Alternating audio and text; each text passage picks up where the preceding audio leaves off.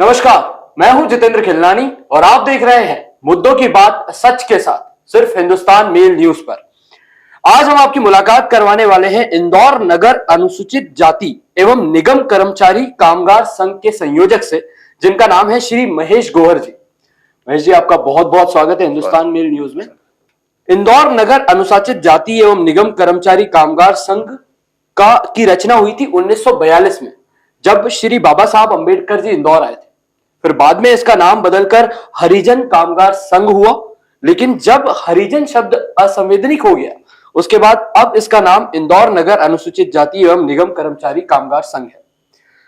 महेश जी, सबसे पहले आपसे जानना चाहूंगा, ये जो संगठन है ये मुख्य रूप से क्या कार्य करती है? इस संगठन का काम 45 से लेकर के 57-62 तक तो इंदौर नगर के जितने भी 3343 जातियां जो है, जो चौथे वर्ग में मतलब SC ST OBC में आते हैं, उस वर्ग के बीच में ही उनके शोषण के खिलाफ काम करता था। लेकिन अब इंदौर नगर निगम में जो कर्मचारी कामगार कार्यरत हैं, उनके बीच उनके दुख सुख के लिए मतलब 24 घंटे खड़ा रहता है।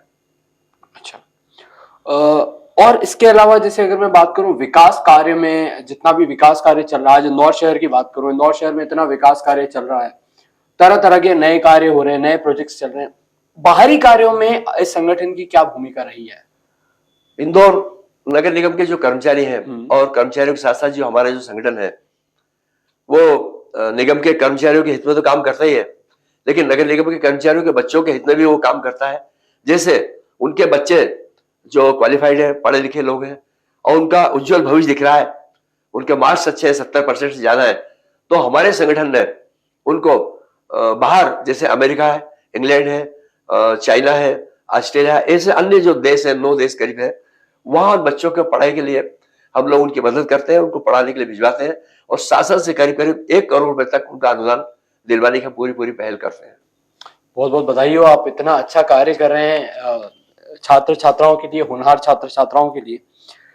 ये जो संगठन है, इसमें कुल मिलाकर कितने सदस्य अभी काम कर रहे हैं? हमारे जो संगठन जो रजिस्टर्ड संगठन है, उसमें करीब 982 हमारे जो संगठन के लोग हैं मेंबर्स बने हैं और उन मेंबर्स के बीच में हम लोग काम करते हैं। तो मुझे एक बात बताइए कि आगे का विजन अगर मैं पूछूं, इंदौर नगर अनुसूचित जाति एवं निगम कर्मचारी कामगार संघ का आगे का क्या विजन है? अगर मैं बात करूं अगले 1 साल की या अगले 2 साल की, तो क्या नई चीजों में इनका इन्वॉल्वमेंट होने वाला है संगठन का, और क्या एक विजन लेके चल रही है आगे के लिए? निगम कर्मचारी कामगार संघ 1942 से 45 तक के बीच में जब महाराजा यशवंतराव होलकर जी का राज था, उस वक्त से ही महाराजा ने इंदौर नगर में करीब 14 जो सफाई कामगारों की बस्तियां हैं, जैसे राजमोहल्ला हरिजन कॉलोनी है, जुलैसाला हरिजन कॉलोनी है, पलासिया है, भाउरकुआ है, ऐसी कॉलोनी का निर्माण कराया था। लेकिन उसके बाद गवर्नमेंट बदली, कांग्रेस की गवर्नमेंट बनी और मकानों का बनाना बंद हो गया। लेकिन अब जो तमाम सारे जो मकान बन रहे हैं, उन मकानों में भी हमने PM योजना जो है, प्रधानमंत्री योजना में जो मकान बनते हैं, उन मकानों के लिए भी हमने पहल की है। सरकार से मांग की है, स्टेट गवर्नमेंट और निगम प्रशासन से मांग की है कि हमारे जो नगर निगम कर्मचारी है उनको भी कॉलोनीज या जनता फ्लैट में उनको मकान बना के दिए जाए। अच्छा, और जिन स्टूडेंट्स की आप बात कर रहे हैं, जो होनहार स्टूडेंट्स हैं, जिनको मौका मिलता है बाहर जाके पढ़ने का, उन्हें किस हद तक की वित्तीय मदद मिलती है? अब जैसे कंप्यूटर में, साइंस में, मेडिकल लाइन में, इंजीनियरिंग लाइन में और अन्य जो लाइन है उसमें जाने के लिए बच्चे जो उत्साहित है, उनकी एक एग्जाम होती है। एग्जाम में अगर वो पास हो जाते हैं तो उन लोगों को जैसे मैनचेस्टर इंग्लैंड का एक छोटा शहर है, वहां हमारा राहुल अजयपाल है। बीजिंग चाइना, वहां विपुल करके लड़का भेजा है। और पूजा लाहौरे, अरे क्या नाम है इस लड़की का? हाँ, पूजा, उस लड़की को मतलब भिजवाया जो ऑस्ट्रेलिया में है, वो कर रही है। एक रोहिणी घावरी, जिसने अभी अंतरराष्ट्रीय स्तर पर मतलब अपने देश की बात को रखी है, वो भी 1 करोड़ रुपए उसको भारत सरकार से स्कॉलरशिप मिली है और वो अपना नाम कर रही है, इंदौर का नाम कर रही है। वो सफाई कामगार की बच्ची है वो भी। मुझे आपके बारे में, जैसे मैं अभी रीड कर रहा था या मुझे जो जानकारी मिली है उसके अनुसार आपने एक 100 दिन का सफाई अभियान हाँ चलाया जी, है। सफाई अभियान चलाया है, मतलब वो सफाई अभियान इर्द गिर्द रहा है उन इलाकों के जो धार्मिक स्थान माने जाते हैं। जी। अमूमन हम देखते हैं कि धार्मिक स्थान पर इतनी ज्यादा साफ स्वच्छता नहीं होती, तो ये आपके जहन में कैसे आया कि नहीं, ये एक महत्वपूर्ण पहलू है, इसे भी स्वच्छता की परिभाषा में शामिल करना होगा? वैसे 8 मई 2013 में तत्कालीन महापौर आदरणीय मोगे जी के समक्ष हमने एक प्रस्ताव रखा था, जिसमें छोटा सा कस्बा है बड़वा, जहाँ के राकेश चौहान एक लोहार लड़का है, यूथ लड़का है, एक बड़ा जुनून है उस लड़के में। हमने देखा तो उसने हमें कहा कि यार भाई साहब, दादा भाई, इंदौर शहर बहुत गंदा है, इसको पहल करना चाहिए। और सबसे पहले हमने 8 मई 2013 को माननीय महापौर को साथ लेकर के हमने पहल शुरू करी थी कि कुछ जगह जहां जैसे गार्डन है, बगीचे जिसको बोलते हैं, और धार्मिक प्लेस है, वहां का हमने फूल पत्तियों का कचरा उठा करके और उसको इकट्ठा करके नगर निगम गाड़ियों में पहुंचाया। बस जब से जुनून पैदा हुआ, अब वो जुनून हम देख रहे हैं कि इंदौर में 5 बार शहर नंबर 1 आ चुका है स्वच्छता में। लेकिन मैं भी अभी विगत दिनों प्रयागराज यानी कि इलाहाबाद गया था, वहां भी मैंने घाट पे देखा कि बहुत गंदगी है। बनारस भी जाके होके आए हुए, उज्जैन भी होके आए हुए। तो हमारे तमाम साथियों ने मिलकर के आज से करीब 90 दिन पूर्व एक योजना बनाई कि सबसे पहले हम ओंकारेश्वर जो घाट है उसकी साफ सफाई करेंगे, और हमारे सब साथी मिलकर के साफ सफाई कर रहे हैं। अभी 27 मार्च को 100 दिन हमारे पूरे हो रहे हैं, जिसमें राकेश चौहान का और अन्य साथी जो वहां के, उनका बड़ा योगदान है। बहुत बहुत बधाई एक बार फिर आपके संगठन को, आपको और सारे सदस्यों को, कि एक ऐसी पहलू पे ध्यान दिया जो ध्यान देने से वंचित रह गया था। इंदौर की अगर बात करूं महेश जी, तो इंदौर हम देख रहे हैं 6 साल से स्वच्छता में नंबर बना रहा है, ठीक है। निश्चित तौर पे हम भी जानते हैं कि सफाई कर्मचारियों का एक बड़ा योगदान है।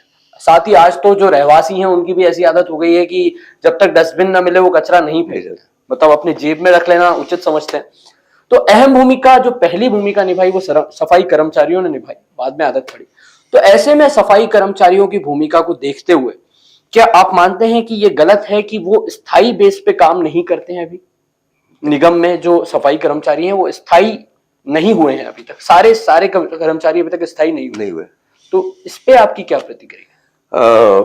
अब देखो, मैं बिल्कुल वहां लिखा है कि मुद्दों की बात सच के साथ, मैं सच बोलना चाहूंगा और उसके लिए माफी भी चाहूंगा, और मुझे कोई फर्क नहीं पड़ता है।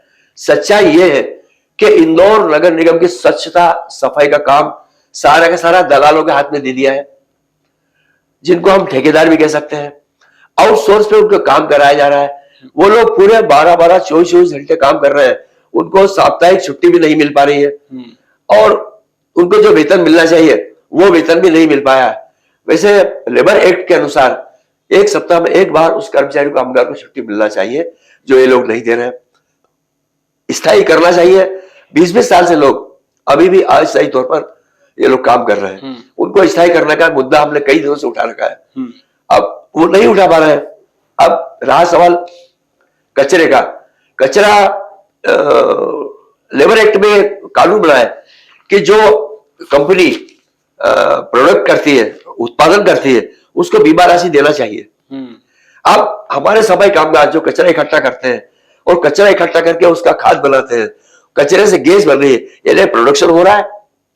प्रोडक्शन करोड़ों रुपए का हो रहा है, तो करोड़ों रुपए में से कुछ लाख रुपए सफाई कामगार और कर्मचारी है, उनके बीच में बोनस के रूप में मिलना चाहिए, जो ये नहीं दे पा रहे।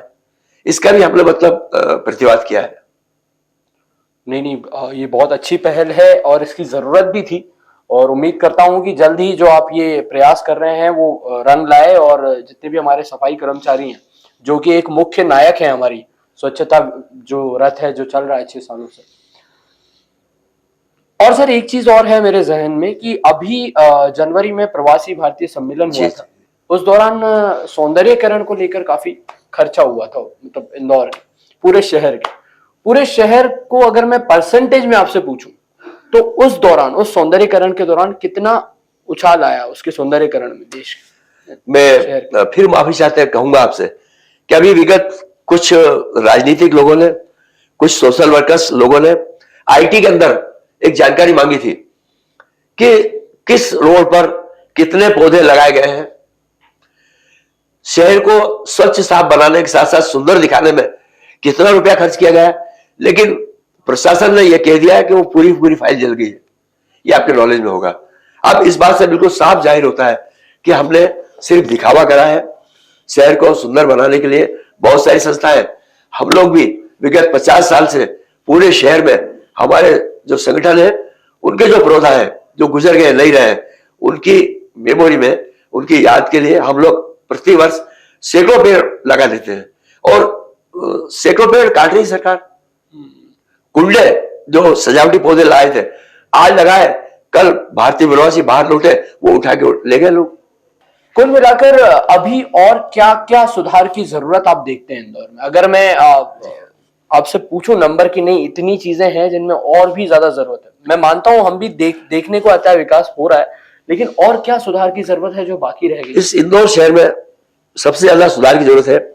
हमारे इस शहर के मध्य में बहने वाले नदी और नाले, नदी और नालों के जो टेपिंग के नाम पर लाखों रुपए का बर्बाद हुआ है, लेकिन काम झेले का भी नहीं हुआ है। हम पूरे शहर के लोग तो तैयार हैं कि शहर में स्वच्छ जल बहे, नदी साफ स्वच्छ बहे, गटरे भी साफ रहे। अब आप देख रहे हो हर आदमी अपने घर का कचरा निकाल के गाड़ी वालों को देता है और उसके बाद पैसा भी देता है। तो ये इस इंदौर शहर के जो आम नागरिक हैं, उन पर ये दोहरा कर नगर निगम ने लगा रखा है, जो ऐसा नहीं होना चाहिए। चलिए महेश जी, आपने हमारे साथ बहुत महत्वपूर्ण विषयों पे चर्चा की यहाँ पे, उसकी और हमारे दर्शकों से साझा किया, उसके लिए मैं आपका बहुत बहुत शुक्रिया अदा करता हूँ, धन्यवाद करता हूँ महेश जी आपके समय के लिए। तो ये है महेश जी, जिन्होंने हमसे कई मुद्दों पर, कई गंभीर मुद्दों पर बात की और कई विकास कार्यों के बारे में बात की। आप देखते रहिए हिंदुस्तान मेल न्यूज, क्योंकि आपकी जल्द मुलाकात होगी फिर किसी हस्ती के साथ, मुद्दों की बात सच के साथ में। तब तक के लिए मैं जितेंद्र खिलनानी आपके लिए जय हिंद।